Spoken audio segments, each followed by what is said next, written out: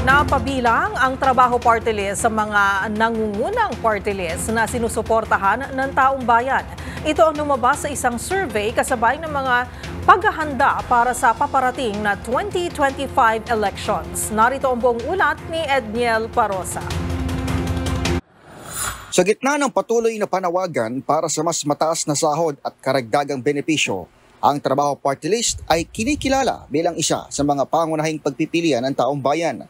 Batay sa survey na isinagawa mula June 23 hanggang Hulyo 1, kasamang trabaho party list sa higit 20 party list groups na tumatanggap ng malakas na suporta mula sa mga botante bilang paghahamda sa darating na halalan sa 2025. Ang trabaho party list ay nasa ika-21 pwesto sa survey na may tinatayang 1 milyong Pilipinong taga-suporta sa kanilang advokasya para sa siguradong trabaho at kabuhayan.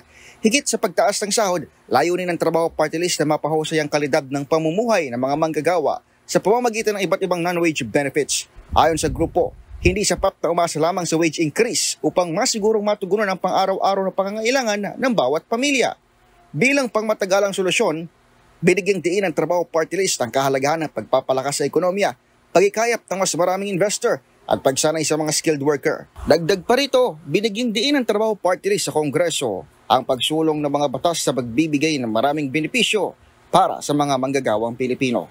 Para sa MBC TV and Network News, ito si Edniel Parosa. Una sa Pilipinas, una sa Pilipino.